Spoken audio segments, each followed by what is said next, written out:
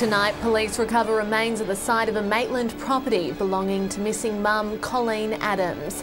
And Whyalla to host Australian rock royalty with Jimmy Barnes to headline the inaugural By the Sea concert. This is Southern Cross News with Abby Donaldson.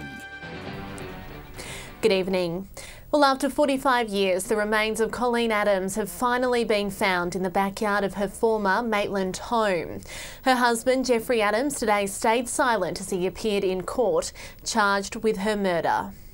A more than 4-decade mystery now finally resolved, with police recovering the remains of Colleen Adams in the backyard of her former Maitland property. It was early yesterday afternoon. He was taken into custody and cooperated with police and attended the site. I can't tell you what he said other than that he provided an explanation to us. 70-year-old Jeffrey Adams today fronted court charged with the murder of his wife Colleen. Officers arrested him at his Wallaroo home yesterday and later returned to his former Maitland property, where he accompanied police over to the location where his late wife was buried, back in November of 1973. Detectives spent the day digging underneath a concrete slab where they found the skeletal remains.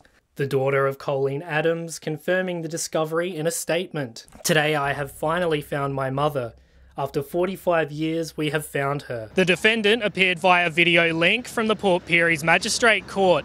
The judge noted that the circumstances for the case were irregular, with the investigation occurring simultaneously to the hearing, and has postponed the trial to the 5th of October. Mr. Adams appeared calm during his video hearing, remaining silent for the entire duration. He struggled to place on a striped beanie with his cuffed hands. He did not apply for bail. Dominic Beaton, Southern Cross News.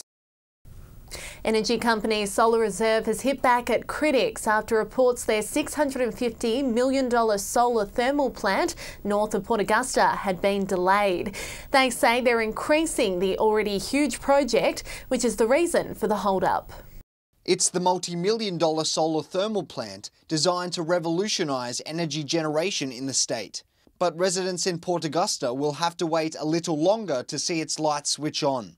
Solar Reserve insisting it has a good reason. We have made a change to the project in that we have expanded the project to include about 70 megawatts of solar voltaic PV. It means the original 150 megawatt design will now expand to include 70 megawatts of solar panels, taking the total size of the project to 220 megawatts. So that's caused a little bit of the delays. The addition has pushed back the start of commercial production until 2021. Construction on the $650 million site is expected to begin next year, although the company admits that timeline could change. Schedules are relative, so this is a complicated technology project, so we want to make sure everything's done properly. Just this week, Solar Reserve announced a new partnership with South Australian company Heliostat, which will supply the Aurora project with around 13,000 mirrors, which will follow the sun and reflect light onto a central point.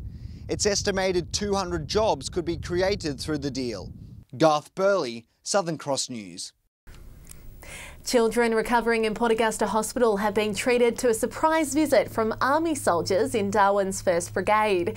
Taking a break from exercise Predators run at the Coltana training ground, the soldiers used face painting and camouflage dress-ups to entertain the kids in the paediatric unit. The kids, I think, would love to engage with the soldiers, get a bit of cam cream painted on themselves, wear a few funny suits and generally try and lift their spirits. Army officers say the trip also helps boost the morale of the soldiers, many of whom have families of their own. Oh, isn't that sweet? Well, New South Wales Police are looking to crack down on rural crime across the state. At a recent workshop held in Broken Hill, local coppers and graziers learnt more about criminal issues affecting farming communities. A vital workshop for a vital industry. This is one of 26 workshops that we're conducting around the state. Local farmers, coppers and crime scene investigators all attended this rural crime workshop in Broken Hill. It's defined as a crime that impacts upon the function of the agriculture, the pastoral or aquaculture industries. And it's not just outback communities affected. Farmers all over the country are at risk. Anything from oyster theft, as you say, over near the beach, right up to cattle theft, diesel theft, chemical theft, illegal hunting and trespassing, malicious damage. So it's endless. In essence, it's a crime.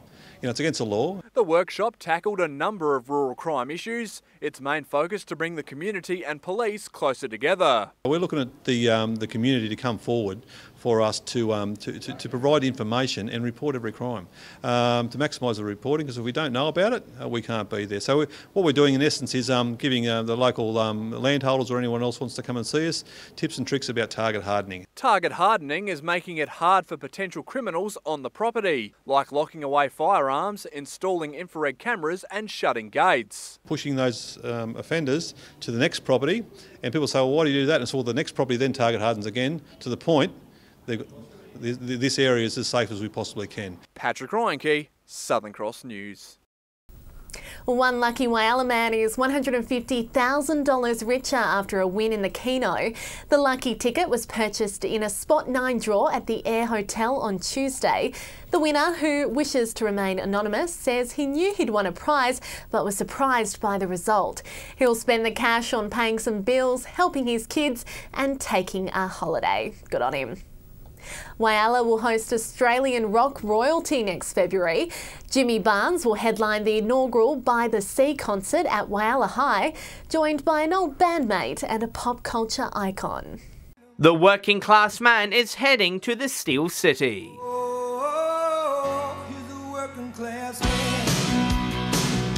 Fresh off his successful Working Class Boy documentary, Jimmy Barnes will headline a new Whyalla event. He'll perform at the By the Sea concert to be held on the Whyalla High School Oval. Council CEO Chris Cayley says it's great for the city. Whyalla really is a regional hub, so we're looking to get people from, far down as Lincoln, even as far as Broken Hill. Jimmy will be joined by 4,000 fans and a few other Aussie music greats.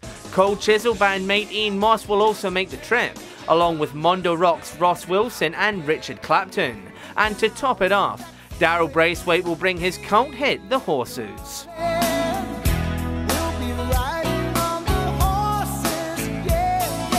Everyone knows Barnesy, there's going to be a number of supporting acts, and the buzz around town is huge. Mr. Cayley says Whyalla's successful unearthed and hidden music festivals have hit the right note with music promoters. One, how we support events here in Whyalla, how the community comes to the fore and supports events, and the wonderful location that Whyalla is. Tickets go on sale through Ticketmaster next Thursday. John Hunt, Southern Cross News. I want to see that. Still to come tonight, Port Augusta's inclusive basketball wraps up after a stellar season, and Port Pirie's Youth Centre takes a trip down the rabbit hole with their latest showcase. Welcome back. Broken Hill City Council is on the environmental push, doing their part in reducing landfill. New reusable coffee cups have been rolled out across the town, with cafes offering incentives to those who buy one. Reducing landfill with every cuppa. The council's had a strong push over the last 6 months around sustainability. One of the new initiatives introduced by City Council is the Keep Cup. Over 500 billion disposable cups are manufactured globally every year. In Australia, 50,000 cups go to landfill every 30 minutes. So this is one way that we can reduce it in Broken Hill. The Keep Cups are reusable and made out of glass. They're available at a number of coffee vendors, including the Silver City Cafe. Staff there saying they've seen a number of sales, and for just $20 they pay for themselves. Yeah, it's just a small discount that you get if you buy the cup. You get your coffee, I think it's $1 or $2 cheaper. Council is also looking at installing new smart bins in the CBD. These are bins that can hold 8 times more waste than the current ones and have sensors that let staff know when they're full. Council says the new technology will improve its waste management services. It has a compactor in there and run by solar as well, so there's no additional electricity charges. And operational costs could reduce up to 90% by rolling out these smart bins. Council is currently seeking quotes for 7 new bins to be installed here on Argent Street as a test run. If successful, they'll look to roll them out across the city. The bins will also have panels for potential advertising and routers for the CBD's free Wi-Fi. Patrick Reinke, Southern Cross News. Players from Port Augusta's Inclusive Basketball have hit the court for the final time this season, with the competition holding its grand finals night. Organisers have praised the success of the year, their biggest to date. After a competitive few months, these balls have hit the rim for the last time this year. Everybody has fun. Players of all ages from this season's Inclusive Basketball stepping out on court for their grand final. We had all three courts going, and I don't know about the crowd numbers, but I'd say there would have been at least 300 people there. It was magnificent. And while no one particular team will lift the trophy at the end of the season, all these players were recognised as winners. It brings everybody out of their homes and it gets them all in together in one spot, and it also gives them physical activity, happiness and teamship.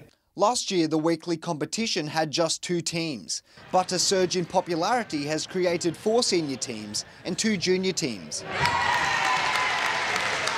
I liked coming out and getting to meet new people. The basketball skills have got so much better from everybody, both shooting, bouncing. The inclusive attitude of the modified shoot-around has players already raring to strap on the boots for next season. Awesome, fantastic, I'll be back next year.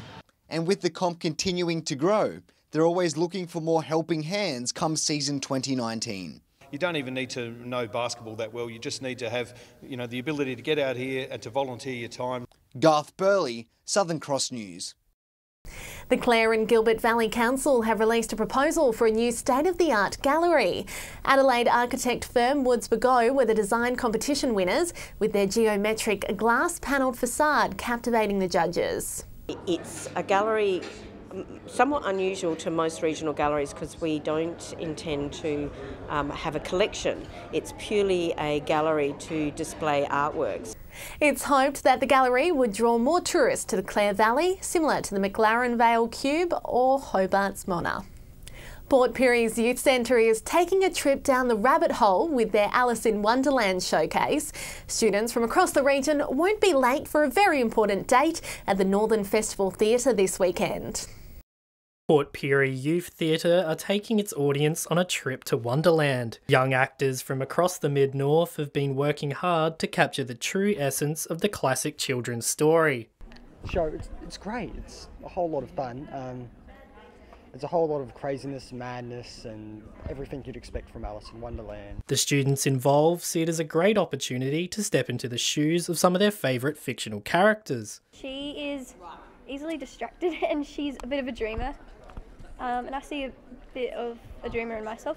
The play also gives regional kids the opportunity to experience a full production theatre, as well as strengthen their passion for all things acting. I think that the youth theatre is really important for kids to be involved in because it's a really tight-knit group of people. For the Cheshire Cat, Alice in Wonderland is all about the smiles. My favourite thing about the entire youth theatre shows and the experience of it is watching all of these people who aren't very confident and they come in tail between their legs, come out of their shell and become these amazing little actors. As the Mad Hatter once said, if you're looking for a bit of madness, come down to the Northern Festival Theatre this weekend. Dominic Beaton, Southern Cross News. Looks like a great show. Stay with us after the break. We'll see what's biting around the Gulf with Fish and Tips. And in the weather, it's going to be a mostly sunny weekend. I'll have all the local weather details next. Welcome back. Time now for Fish and Tips.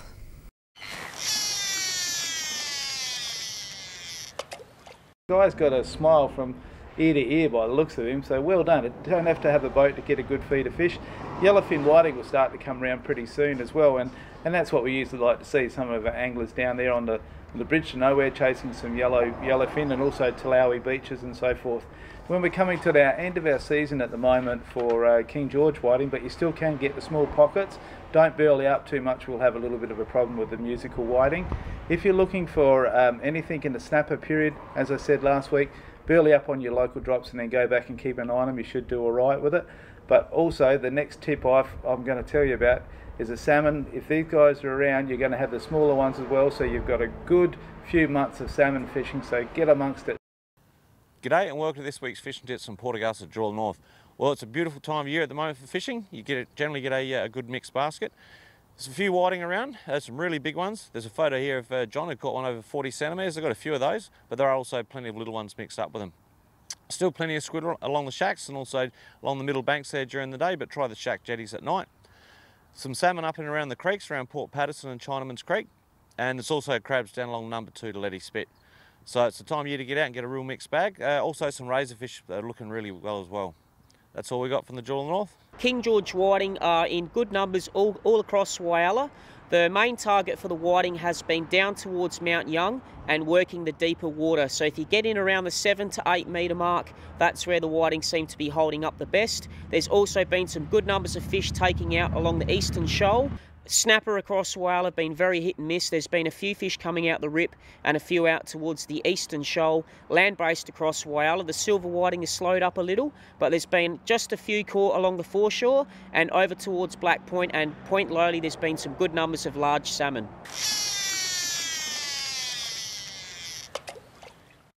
And let's take a look at what's happening in the weather. But first, thanks to Gail for sending in this beautiful picture of a Whyalla sunset. If you have a weather shot for us, we love getting them. Send it through to localnews@sca.com.au. Well, we saw mostly fine conditions around the Gulf today. 21 was the top for Port Augusta. Taking a look at the satellite, and patchy cloud across the south of the state, with a low pressure trough is generating patchy rain, but skies are clearer elsewhere.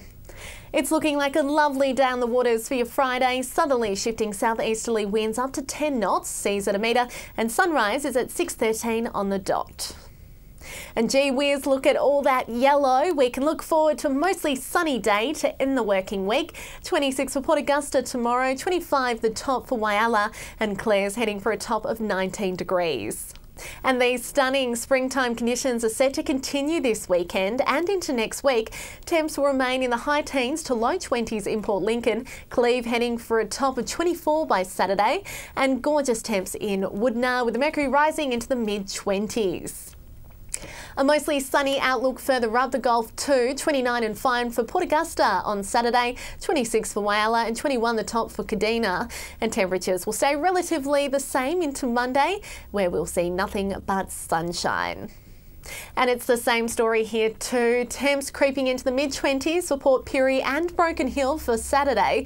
We'll see a bit of cloud about on Sunday, but skies will clear for a stunning sunny day on Monday. 25 the max for Port Pirie. Wow, talk about springtime weather, but let's hope we get some much needed rain soon. And that's all the local news this Thursday. Enjoy your evening. Good night.